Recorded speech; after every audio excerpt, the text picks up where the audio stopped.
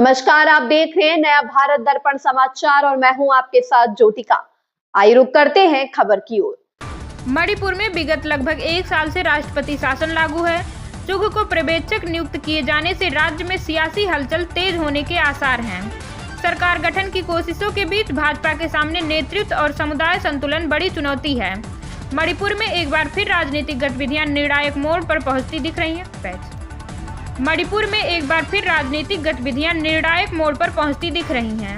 राष्ट्रपति शासन की अवधि समाप्त होने से ठीक पहले भारतीय जनता पार्टी ने संगठनात्मक स्तर पर स्पष्ट संकेत देते हुए पार्टी के राष्ट्रीय महामंत्री तरुण चुघ को राज्य का केंद्रीय पर्यवेक्षक नियुक्त किया है।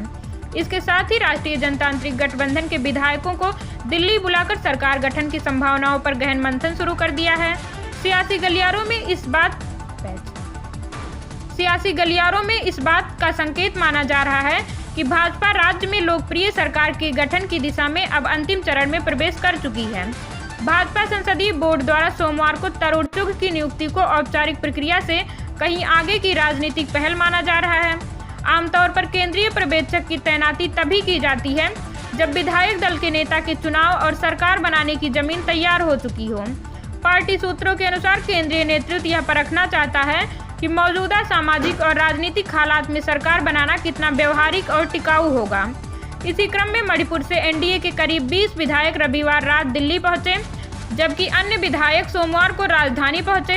पूर्व मंत्री एन बीरेन सिंह, विधानसभा अध्यक्ष सत्यव्रत सिंह, पूर्व मंत्री वाई खेमचंद सिंह और भाजपा प्रदेश अध्यक्ष ए शारदा देवी सहित कई प्रमुख चेहरे इन बैठकों में शामिल हैं। यह पूरी कवायद ऐसे समय में हो रही है जब राष्ट्रपति शासन के दूसरे चरण की अवधि अगले सप्ताह समाप्त हो रही है।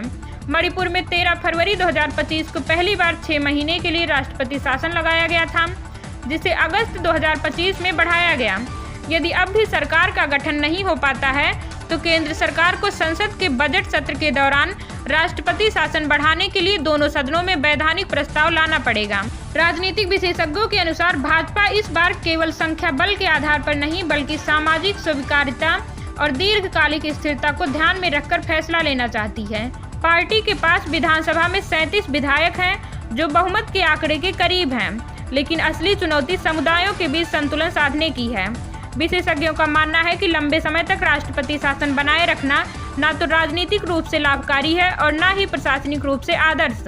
इसलिए केंद्र सरकार निर्वाचित सरकार के विकल्प को गंभीरता से आगे बढ़ा रही है। इस खबर में बस इतना ही। बने रहिए नया भारत दर्पण समाचार के साथ।